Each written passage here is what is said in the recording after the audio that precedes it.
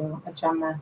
Let's Talk FGM is an initiative of Haiti Health Initiative in partnership with Women Radio 91.7 and funded by the United Nations Trust Fund to End Violence Against Women. Today on Let's Talk FGM, we're discussing zero tolerance for female genital mutilation, reporting and speaking out against it. Zero tolerance for female genital mutilation, reporting and speaking out against it. Female genital mutilation (FGM) comprises all procedures that involve altering or injuring the female genitalia for non-medical reasons, and it is also recognized internationally as a violation of the human rights, the health, and the integrity of girls and women. The United Nations strives for its full eradication by 2030, following the spirit of the Sustainable Development Goal 5. So today I'm not the one giving you all the full information that you need, but I do have a guest here who will arm us with all the information that you need as regards zero tolerance for female genital mutilation. I'm speaking today to Bolarinwa Olabode, Executive Director, Refuge of Life Foundation. Good afternoon. Thank you for joining us. Good afternoon. Thanks. How are you doing today? I'm fine. All right. Director, Refuge of Life Foundation. Good afternoon. Thank you for joining us. Good afternoon. Thanks. How are you doing today? I'm fine. All right. It's good to have you. Yeah. The conversation is ongoing, so you can call in and contribute. The number to call is 07000 917 917. 07000 917 917. You can also send in a text message or a WhatsApp message to 0703 175 6537. 0703 175 6537. You can also send in messages on the live stream, and we'll be able to read that out. As well, you can download the Women Radio app on WFM 917 on Google Play Store and on iOS. And you can listen live online as well via the website www.wfm917.com. We would love to hear from you. All right, going straight into conversation today, zero tolerance for female genital mutilation, reporting and speaking out about it is what we're discussing today. All right, Valeriwa, let's start with why you think that female genital mutilation should not be performed on girls anymore. Do you think so? Let's start with that. Introduction together with the jingle that was played before we started the conversation. You will discover that almost everything that we need to hear has been highlighted in the jingle. So, however, I've helped you answer your question. However, I just want to note that it is an harmful practice, as has been said, because a lot of things are attached to it. And except that we all join our hands to stop this, we may continue to put people, especially girl child, into trauma.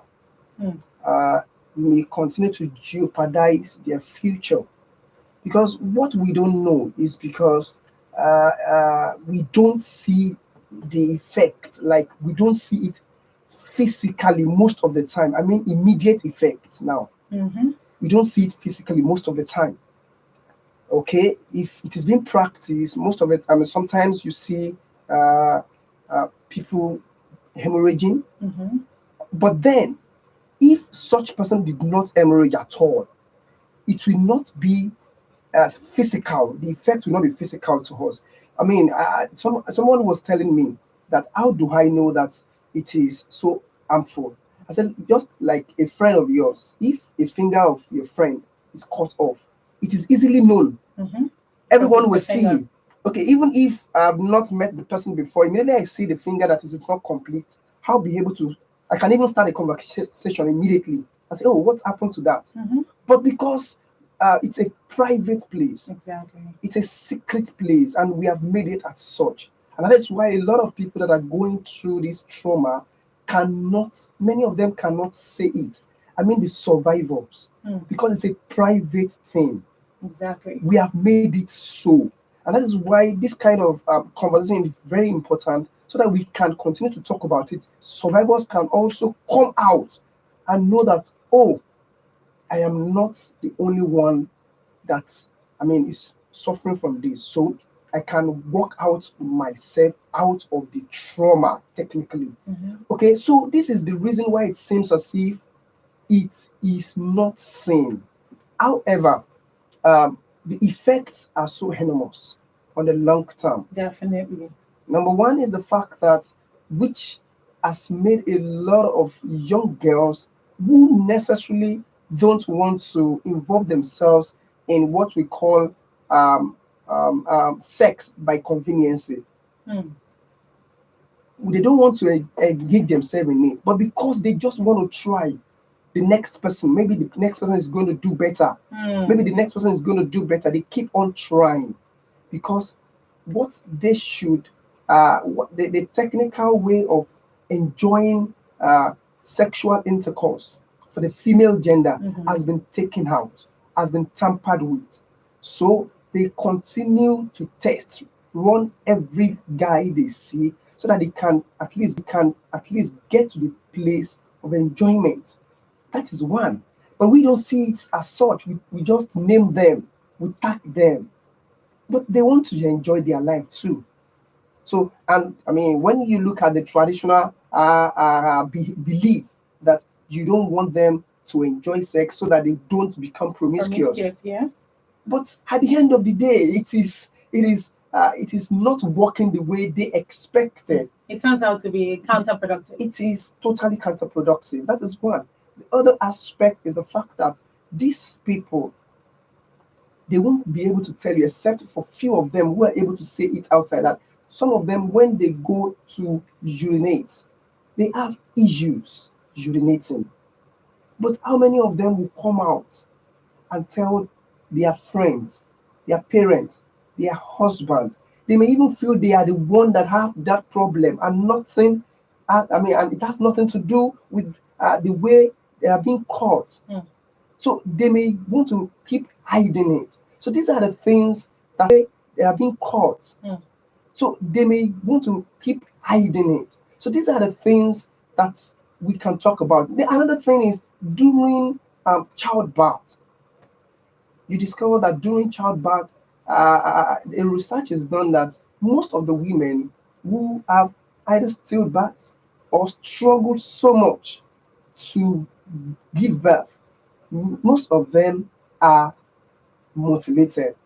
This is so terrible, and we cannot stress it enough. And that is why it is important. I'm now going back to your question. With all the effects I've been able to mention, that is Mhm. why it is important for everyone, anyone, to stop the act, because the effect and the psychological effect also is another thing entirely. Hmm. I mean, those ones, even if it seems as if, I mean, anytime they remember, especially those ones that are old enough Enough, yeah. during the time those things are being done on them, anytime they see maybe a picture that has to do with the picture they saw on that day, maybe the song, anything that has to do with the surrounding that day, anytime they see it or they feel it or they hear it, the psychological effect comes back. Hmm. And that is I'm why it is sure. so important to stop the act. Absolutely, absolutely. And I really hear your point of view. And basically, everything you've said has been said before in this program. But hearing it obviously requires repetition, so that the more that people hear this, the more they can really understand that this is not a one message and that will be it. This is a message that we need to keep repeating so Of that people course. can really understand. So, do you think there's enough awareness as regards female genital mutilation and the effects and why it should be eradicated? Everything you've just talked about, do you think enough people know about this? Well, just like I said, we cannot stress it enough. We will keep talking about it. Of course, just like we are doing now. This is one out of, I mean, every other platform, medium with which Mm-hmm. we can talk about our own voice anywhere and everywhere. Of course, we cannot stress it enough. We need everyone to come on board. I mean, a father, a mother, a child, Mm-hmm. the teacher, a teacher in the school, every one of us on the streets, to friends, even in church, in mosque, every place of worship, we must continue to talk about it. On social media, I mean, amidst social groups, Mm-hmm. we must continue to talk about it, because this is the only way by which we can continue to stress it to the hearings of those ones that still carry the tradition, carries it to wherever they are. I mean, it will shock you to know that there are people who carries this kind of tradition, and they are not in Nigeria again. They are outside the country, and they are thinking about it that anytime they give birth to a girl child, this is what they are going to do. So it does not, regardless of where they where they are. are. So this is why this is what they are going to do. So it does not, regardless of where they where they are. are. So this is why it has nothing to do with a location. It is everywhere. People carry their tradition everywhere they go to. So we must stress it continuously and continually. On social media, very important. On radio, television, everywhere. Amidst friends and families. Maybe we want to do, okay, just like this Christmas that is coming. When we gather our friends, when we gather our family members, we should talk about it. And let me just let you know that this kind of time, this kind of yellow tide, when people will visit their families, these are the times that people also try to use, because family members will bring their daughters around. These are the time when people use to court. So this is, in fact, this is the best time to continue to talk about it. So that when you take your child to talk about it, so that when you take your child or when you visit your grandmas or grandpas, you will be able to tell them beforehand that this girl, I know this is what we've been doing in our family, but it must stop. It must stop. So I'm bringing my child to for Christmas or for New Year. They must send it very well. So it's the work of all and sundry. We cannot stress it enough. You are doing your best as a radio station. HC is doing their best. Every other organization on board, because it is not a one-man show. Not at all. Not at all. That's 100% true. It is not and can never really be actually a one-man show. So I definitely agree with you on that one. Then what are some reasons that you think that are responsible for people not speaking up, even when they know that female genital mutilation is wrong? Because you would agree with me that there are some people that are aware about all the effects, all the health effects, medical, non-medical, psychological. They know all these things, but for some reason they are still bound by that culture and they don't want to speak out, even if they don't practice it. So there are two sets of people. Some people are bound by culture and they still do it. Some people know that they shouldn't be doing it and they don't do it, but they don't speak out against it to people who do. So why do you think people like that still exist? The most important reason why people don't talk is because of the culture of silence. We, especially in this part of the world, we believe strongly in solidarity. And when I mean solidarity, I'm not saying that we all want to support something that is bad. No. Okay. I'm saying that most of the time we want to just mind our business such that you don't allow your own, maybe technically, quote unquote, to know. Your own to know. Yeah, to destroy other person's life. And that is why it's so difficult to tell people about, or to raise the alarm when you see it. And that is why this kind of program is very important. So that we can continue to stress that when you see something, say something. Exactly. Of course, sometimes ago there is another the country was talking about when you see okay, whistleblower, beautiful. The country was talking about whistleblower in terms of fund. But we can continue to even talk about whistleblower in terms of FGM. We should blow the whistle. And these are another reason why it seems as if people are not talking is because they are not sure whether when they say things out, they are covered. So they're not sure if they're at risk of anything happening to them. So I mean, I think the onus lies on us as individuals, especially as law enforcement agents or as organizations, as people who are at the helms of affair, that people can that people should be able to trust us with information. Okay, so if I call you to tell you this is what I am seeing in my environment, I should be able to have rest of mind. I should be able to go and sleep. Mhm. That's okay. I've silent. I've talked about the fact that people are afraid whether they are not going to be covered. Another thing is that, are we even doing, immediately we report, Mhm. are we doing anything about the report? Is it not just about just come and report, and at Mm. the end of the day we nobody faces the law?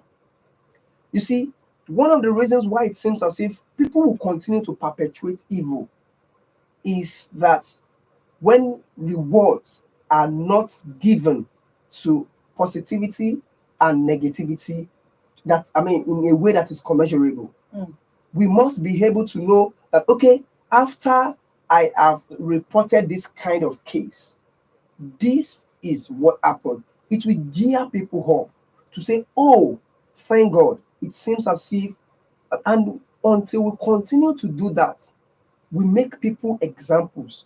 Nobody will take us seriously. Absolutely. So that's, I mean, The I third think point. we should look into it. Hmm. That's a very good point about the fact that there's no action. And then How many people have you had? because there's no action, it feels like, so even if we report, even if we speak out, then So what's going to be done about so it? So what am I now what's the talking problem? now? What's my Hmm. problem? Very good point. Very good point. The culture of silence and the fact that people are not sure that even if they speak out, they'll be covered. They're under no risk. They're not under any risk of exposure or anything happening to them. Yeah. And of course, the fact that there's probably going to be no action at the end of the day. So that's actually a very sad situation, which needs a lot of action to be taken on so that that can, there should be something to be done about that so that people can actually have hope that when they report, things can change. Now, before we continue, it's 20 minutes past 2 on Women Radio 91.7. This is still Let's Talk FGM. And today we're discussing reporting and speaking out against female genital mutilation. Zero tolerance for female genital mutilation, reporting and speaking out against it. I'm Somtom Titilayo Ajaman. If you're just tuning in, you're welcome to Let's Talk FGM. I'm speaking with Bolarinwa Olabode, Executive Director, Refuge of Life Foundation. So you can call in and lend your voice to the subject at hand. Do you think zero tolerance for female genital mutilation is a possibility? And do you think that reporting and speaking out is a way to end female genital mutilation? 07000 is the number to call. 07000 You can also send in text or WhatsApp messages to 0703 175 6537. 07000 that's the number to call. 0703 175 6537. Now, coming back to you, Balarwa, the subject of speaking out is one that has been on for a really long time, talking about female genital mutilation, the eradication of female genital mutilation. But when you say speaking out, is it just reporting? What does speaking out really entail? Okay, beautiful. There are do's and don'ts of speaking out. Okay. Okay, if you want to report, there are steps you must take. You don't just say because they say we must talk, so you just keep saying whatever that comes to your mouth. Mm. The first thing is you must have true information. That's the first step. Mm. You must so much research that your information and be sure that it is true. Number two, you must, uh, one of the things that can also be traumatic is that when you are reporting, you must be careful about the name of the survivor. You must be careful not to divulge Exactly, the name name of of the, okay. especially, and also the picture, the Mm. face. So no name, no face, no name, no face. Exactly. You can as well tell the people that, okay, the person lives around this environment, Mm. but no pictures, no names, because these things affect the psychology of the survivor. So these are the things that we must be very careful about. No names, no pictures, and also you must respect the opinion Okay, this is when the survivor in herself comes around to tell you that this is what I've just gone through, especially when, let's say these are a bit older ones. Okay. When they come to you, you must respect their opinion in reporting. They may tell you this is the aspect, this is the length to which I want you to go in terms of exposing my information. Hmm. They may not want you to go to the length of every story that surrounds it. Okay, this happened, Mm-hmm. but not the deep thing that will continue to make them feel bad about themselves. Okay. So we must respect, we must communicate actively, but without picture and without name.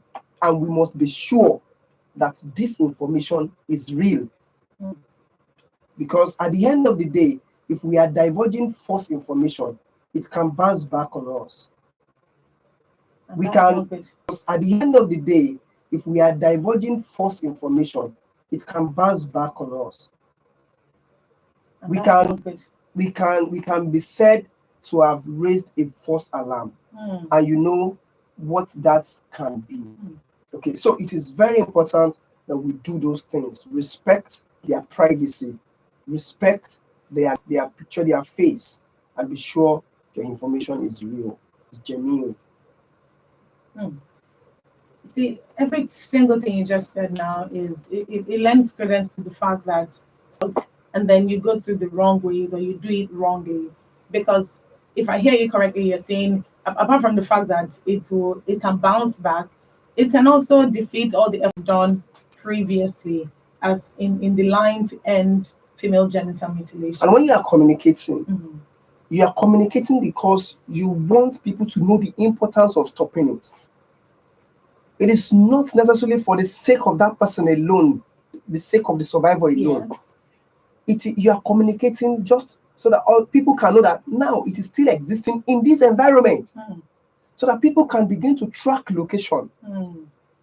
and begin to be careful about making research and looking inward in that environment, so that if the next thing, if that is going to be done next, I mean, would have been awareness, About and it. people would have gone ahead to stop such, About and it. people would have gone ahead to stop such acts. So these are the reasons. We don't just report because we feel, oh, we want to blow Mm-hmm. whistle, we want everybody to know that I've seen somebody who is doing this. Mm-hmm. So these are the reasons why we must be able to. And one of the reasons why we have also to do it, because um, the people that are doing it, we must let them know that when you do something that negates nature, you must face the consequences. Mm. 100%. When you do something that negates nature, Nature, you must face the the consequences. consequences. It is very important, because if we continue to leave them, he's my brother, he's my uncle, brother, he's my Mm-hmm. sister, he's my friend. We grew up together. He's a traditional was somebody. You understand? Mm. I've known him for 50 years. I've known him for he's a grandpa.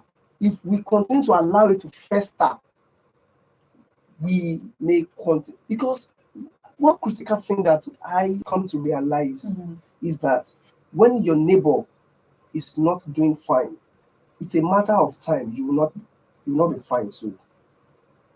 So it means that if you that because it does not concern me, or because, well, it's just for the it's because they are poor, it's Mm-hmm. because they are ignorant, it's because, I mean, these people, they are not schooled, that's why they are doing it. It doesn't concern me. I have the information. I must confess to you that the children of those people that are being caught may eventually go to school and get married to your own Children. children that you feel is they are schooled. Mm. So the effect will continue to fester, because you cannot stop the children from going eventually Exactly. And mingling with other other children. people. So the effect will even bounce back, and that is why the children of people that are not being trained now actually come close to the children of those who have been trained. The same people who have been caught today, we mingle with the children of those people who says, "Oh, I know everything about FGM, but I'm not going to say anything." This is why speaking out is so important. Exactly. Thank you very much. See, there's one part of this entire conversation that I cannot just get out of my mind, and I've asked this question before, but you did mention something that if you're in that state, because you're saying these people who perform the practice of female genital mutilation, and maybe your brother, your grandpa, and all of that, but what if the people that want it performed? What about those people? I mean, if your husband is saying, "Oh, I want us to mutilate our child," but you, the wife, knows better. Your husband is, I mean, technically the head of the family. Or if your husband knows better, but you think, okay, this is a tradition, this is what I know. So even though your husband knows that we shouldn't be mutilating our child, then because you are insisting that as the mother of the child, you want that to be done to your child, and your own mother is in support and saying, "Yes, my daughter, keep going, keep going." And at the end of the day, you as the husband, you're looking at your wife and, "Madam, you are making the wrong choice." But within families, there's only so much you can say when either the husband or the wife decides that that's what they should do. So who gets to report who in this case, and how does that play out? Okay, beautiful. And this is it's the husband and wife matter we're talking about now. Okay, you see, it's a technical thing. It but is. But the truth is that how informed are the duo, the two of them? Let me answer that on some level. Maybe the problem, or let me say the challenge that we have, that most of the time we look at people who are learned or who are schooled or who just have periphery information about a matter as though they have deep knowledge and understanding of it. Okay, I hear you. But let's think about it from the perspective of one party knows, like really knows. But because the other person doesn't know, or either knows also, but that is still ignorance. No, I agree. But in such a case, how do you now speak out? Okay. Or what do you do in such a situation? Because these are actually the more common scenarios. It happens. Exactly. So what happens? The best way to do is to find an organization. Okay.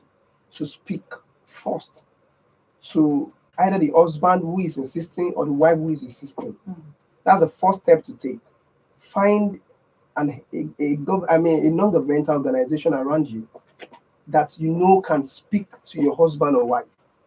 Okay, those people, they are loaded with enough information, deep knowledge about what to do in speaking with someone who has that kind of mentality. Now, and that is why, this is very, very important. If you have taken such a step and the person, either the man or the woman, still continue to insist, I think during the conversation with an NGO person, he or she must have heard that there is a law backing it up. Okay.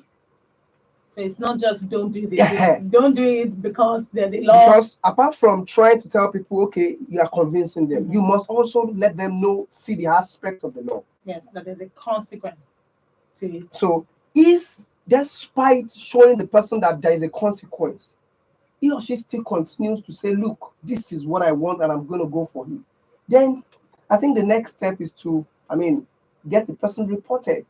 Because at the end of the day, if you allow or permit it to be done, you, apart from the fact that the children are yours, and they're going to be having the effect and it's going to eventually bounce back on you, you have also been, you'll be regarded in law, you'll be regarded as someone who knifed. An accomplice. An accomplice. Because it's either you are silent intentionally or silent unintentionally, but you have reported. And ignorance is not an excuse. It's not. So if you have tried, speaking with someone who can give the person information and he or she is not yielding, then the next thing is to, because at the end of the day, you'll be, found wanting to, you'll be termed as an accomplice, just like you said.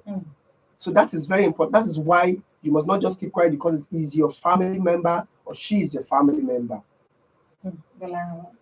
this table you are shaking this particular afternoon. Well, yeah. I don't know whether this table will still have leg when Well, we're well, done. well, it's more than that. Absolutely. I think, And I like how you answered the question because, as I said, these are more common scenarios in yes, today's world. it's not about shaking tables. Actually, it's about when you speak with a survivor. Okay, let me quickly bring up a scenario, if I can be permitted. Okay. I have a case of a woman who, for several years, could not uh, allow the husband to have sex. For 10 years, the husband could not have sex more than thrice. So it means it was by divine arrangement, technically, that they had two children. 3 years within 10 years. I mean, 3 times within 10 years. The man and the woman had to divorce. Or let me say separate because it did not go to court. Okay. Eventually. So, but at the end of the day, when the woman was, asked questions, because they belong to a group of people where we feel, okay, these are people who are, religious leaders. I don't want to mention which of the religion. Yes, please okay. Go ahead. Now, they are the people that we feel that they are, so it's not supposed to be done. They are not supposed to separate. So, but when questions were asked, the lady opened up, and it was discovered that the remaining aspect of the private part is so tiny, because what was done for her was a type 3, the inflation. So it was so tight that every time the man had to enter, to have sex, it would be a tug of war, crying, painful. You see, if somebody like that comes out to talk about what she is going through, a lot of people who says they are front runner or front liner in terms of practicing this harmful, in practice, who's liner in terms of practicing this harmful, in practice, would drop their blades and whatever they are using. They would drop because it is because we have not seen survivors talk about their stories. Share experiences. Crying cost them. Some of them don't sleep well. Some of them, I don't want to continue to raise unnecessary emotion, but that is the truth. I hear you. So it's a matter of life and death. It is not something which is just wave off. And these people are not serious. It's something we've been doing before my birth. And no. It's something that is very serious. If we meet with survivors, if they share their experience, you will not want to talk. You will not want to talk about it. Let's say you want to go into practicing it. Thank you so much. I really appreciate your point of view on this, and this is really shedding more light on the entire subject. Thank you very much. This is still Let's Talk FGM on Women Radio 91.7. Women 91.7. Mama Dora, bring Dora, come on, Dada don't come circumcise her. Are we making any sense?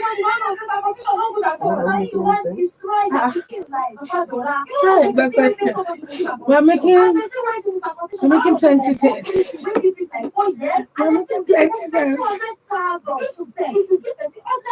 But after this, we'll come back up. For like 2 years, I still pay like 100,000 for money. You should pay my family that call this life first message to arrest you. They do not good because I consign your life. But that very your life come on my house. Only self go report you. Circumcision no good at all. No, as in they go plenty health palava for girls body. My people, if you hear or see person wey wan circumcise any girl, sharp and to law enforcement person near you or make you call 0812-167-0069. Female circumcision no good. Make we join hands stop am. Now, PCL Initiative to cause projects waiting for them by United Nations Trust Fund to end violence against women. Bring una this message. 23 minutes to 3 on Women Radio 91.7. This is still Let's Talk FGM. 91.7, Nigeria's only radio station for women and their families. If you're just tuned in, you're welcome. Today we're discussing zero tolerance against female genital mutilation, reporting and speaking out against it. Reporting and speaking out against it. This subject today is particularly a very, very full one in the sense that it lends voice to the fact that female genital mutilation definitely needs to be eradicated at the end of the day. That is basically the bottom line of zero tolerance. So, if you're just tuning in, you're welcome once again. Let's Talk FGM is an initiative of Hazy Health Initiative in partnership with Women Radio 91.7 and funded by the United Nations Trust Fund to End Violence Against Women.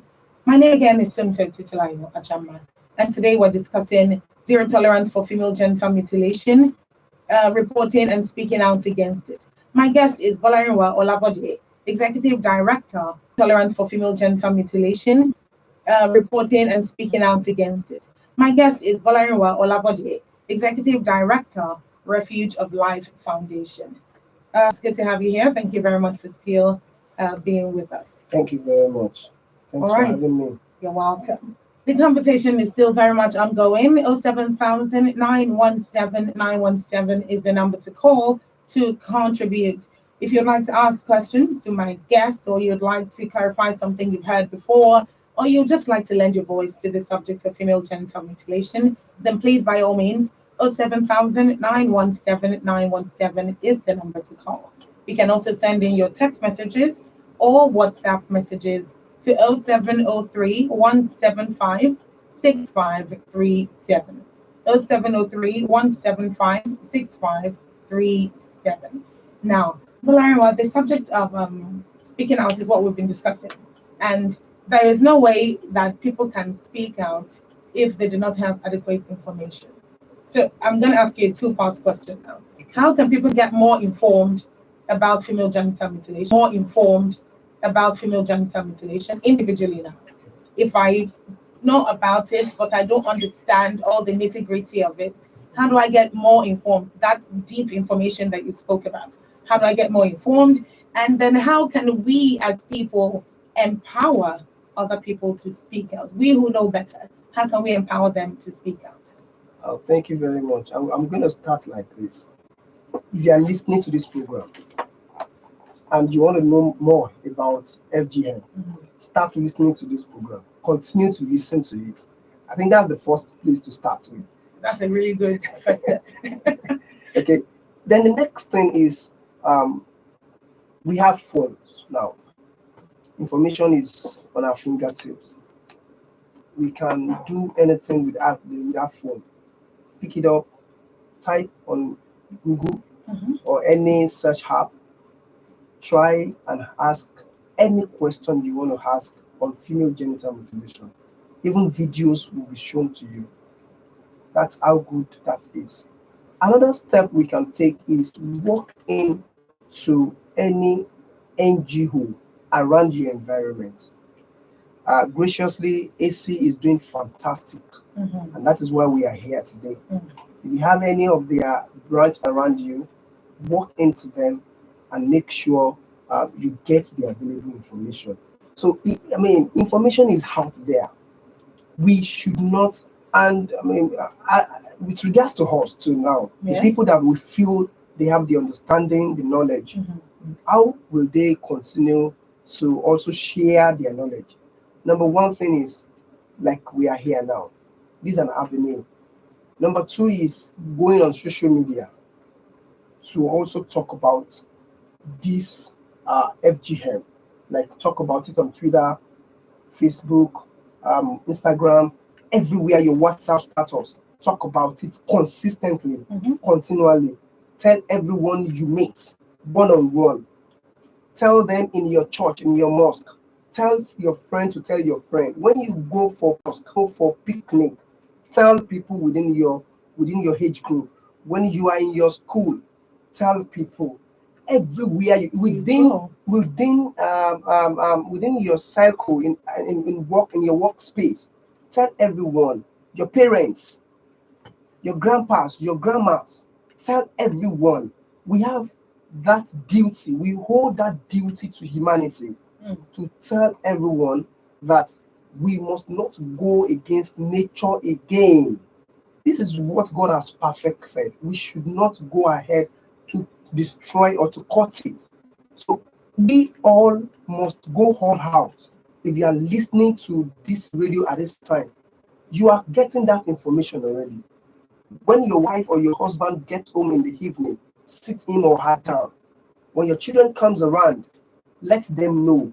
When you have friends, when you have meetings, let everyone. It's not just about spending the whole of time about on it. You can an introduction to do it for a child or for his child. So talking quickly, I have a boss who was in an environment. Uh, he did the talk about FGM.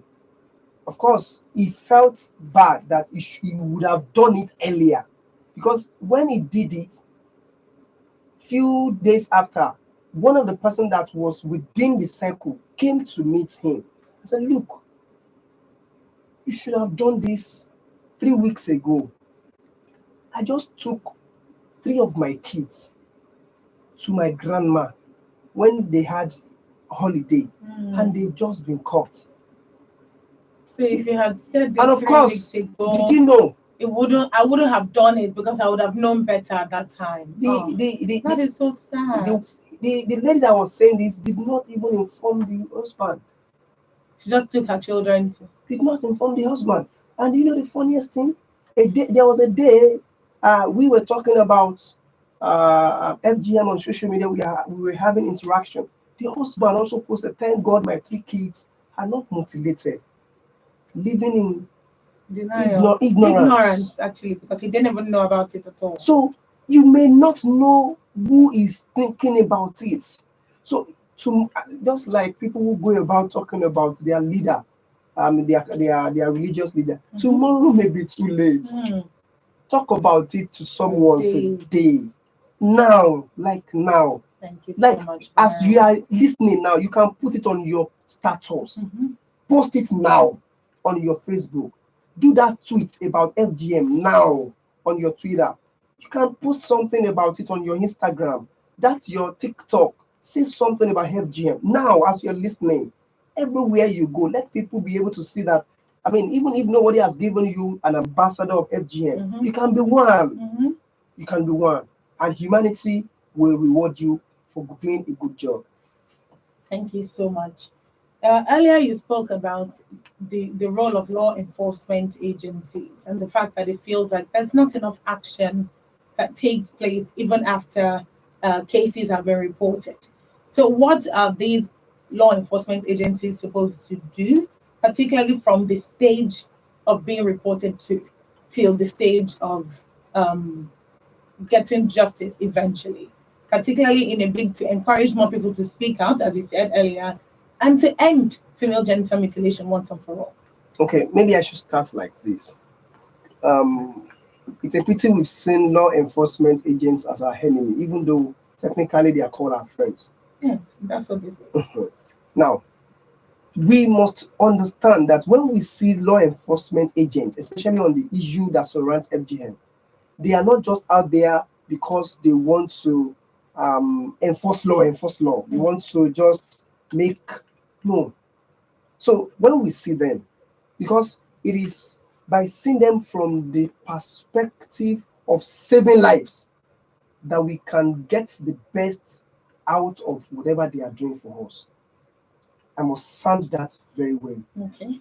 When we see them from the angle of doing their work as regards saving the lives of survivors, of people who they want to practice it on. When we see them from that perspective, number one, we will be able to respect them. Number two, we will be able to report accurately to them. Now, to the law enforcement agents, when they get reports, what they are expected to do is to also do findings. They won't just swift into action and start arresting or doing anything. Do findings. When they are sure that this information is real, the next thing is to take action, moving to the environment. Of course, the first step while they are trying to do findings is like doing an undercover job, when nobody will be able to know that they are around, or no traces. They can get the real truth, the facts out of the case. So after doing the undercover job, they move swiftly to the environment and work on the available information coupled with the findings they have done themselves, and pick those ones. I don't want to use the word arrest now. Yes. And pick everyone that are involved in the case and begin their interrogation. That's another level. Finding, Making findings. Making findings. When they get reports, they make findings on the cover. After that, they switch into action to pick people. The next thing is to do interrogation. Is it true? Yeah, we might have known that it's true, but to ask, is it true? Yes. Why are you doing it? What led you to it? Who are the people? What led you to it? Who are the people who told you should do it? Who are involved in it? And those things will allow them to gather enough information to know what to do. If they have done it or if they have not done it, what is the law saying about this particular case now? Maybe they have finished the act, Yes. or they have not even done it at all, or they have done it before. They've been apprehended for it, and they are doing it again. So it's in levels. It's not just a kind of law that fits all. No. So you need to address each case with its own peculiarities. Peculiarities, exclusivity. So they do that, and that is their job. But how about taking advantage of partnership opportunities or collaboration with international agencies? Of course, it's very important. The law enforcement agents cannot do this alone. They need to work hand in hand with different kind of partners. I remember about 2 months ago we were a state. We had a collaborative meeting with the magistrates, justices, about this idea of FGM. So it's with policemen, with lawyers, with different kind of people, with even FGM ambassadors, because now there are FGM ambassadors within our environments. Exactly. And you don't know them. So if you think nobody will see you, there are people within that environment that of course, they may not be paid, but they are volunteers who believe that this thing must stop, and they are looking to see who is doing what at what time. So these are the people that make the collaborative effort of these people is what the law enforcement agents will work on, so they can get the best platform to work effectively and efficiently at every time they needed to do so. All right. So, Valarawa, you said a final question, and I want your honest opinion and expand on that opinion a bit. How you think this can happen? I asked this question earlier when I was opening the phone lines. Do you think that zero tolerance against female genital mutilation is a true possibility in the world we live in today? We're in 2022 now. So do you think, United Nations is saying female genital mutilation should be successfully eradicated in 2030, or as at 2030. And that's in about 8 years from now. And that's still a long time. A lot of children, a lot of girls would have still gone through this. In about 8 years from now, and that's still a long time. A lot of children, a lot of girls would have still gone through this unfortunate circumstance. So do you think that it's a reality? Do you think it's a possibility? Do you think this is something we achieved in this world? I'm going to answer that question with this question. You want to answer my question? Yeah. With another question. So when you ask me this question, who will answer your question? about question. about 10, 15 years ago, did we think rather that we will be speaking with someone in the US, looking at their eyes via WhatsApp call? Did we? Not at all. Well, we So, so, so, probably so, didn't, but somebody did and came up with the so idea. because you are thinking about that, I mean, some people came together and said we should be able to do. It is possible. It means that if we all collaborate, I mean, you are Titi, I am Bola. I mean, you have your own sphere of influence. Mhm. If I do mine, you do yours. Every one of us does ours. Everywhere, even driver. Yesterday, I was at a meeting. Immediately, I boarded a bus. I started talking to the driver about a particular subject topic, and that was it. You don't need too much explanation. Mm. I mean, the way that there's a way that we also encourage people. Mm. I mean, the way that there's a way that we also encourage people to talk about female genital mutilation, especially when you see a pregnant mother and she is trying to board a bus with you. Ah, we bless God for this, and we are waiting. And okay, if you eventually give birth to a baby girl, please save the life of the girl. Don't mutilate. It might not just be more than that, Mm. but it will sink. The person, just be the next bus stop that Or I she will mean, be coming down coming from. down. But then you have passed the message. It might be a sticker. You might just have the money to just do a sticker and post it on your television when people come around. It might be on your car. It might Mhm. be in front of your house. Anywhere you find yourself. If we continue this conversation and we don't under discuss it, if we continue to talk about it every now and then, honestly, we can be able to eradicate it in our lifetime. I mean, somebody like me now, graciously, I have my first child is to be mutilated. Mm. Or will I want such a child to mix amidst people who are mutilated? No.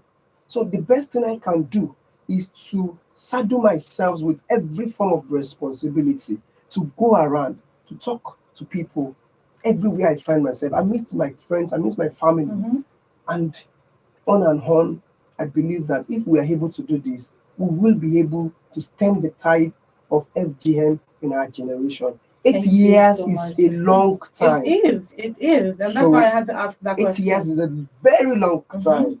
8 years, so we can achieve it. Thank you. Thank you so much, Bolarima. Thank you for spending time with us and Thank for you. being such an influential educator on the subject of female genital mutilation. Thank you Thank you for very much having for me. being Thank here. you. Yes. All right. And that's it on female genital mutilation. It is indeed possible, but it will require the consent of everyone involved. This is definition of everyone involved. This is definitely not a stakeholders thing, and this is not just this a survivor's journey as well. This is a collaboration between you who has not experienced it, you as a man who will never experience it, and just anybody and everywhere, including you that's tuned in right now. So you need to speak about it and do and play your own role in ending female genital mutilation. Thank you very much for being with us today. Thank you for tuning in, and this is what we call it today on Let's Talk FGM. Join us on Wednesdays, 2 p.m. on Women Radio 91.7 as we talk FGM and condemn the practice. Let us join hands to stop female genital mutilation today. So to report cases of female genital mutilation, this part you need to hear. To report cases, you can call 0812 467 0069. I'll take that again, 0812 467 0069. And you can go on stopcart.hazy.org to get more information. Stopcart.hazy.org to get more information. Thank you once again for tuning in. My name is Sumto Titilayo Ajama. Good afternoon.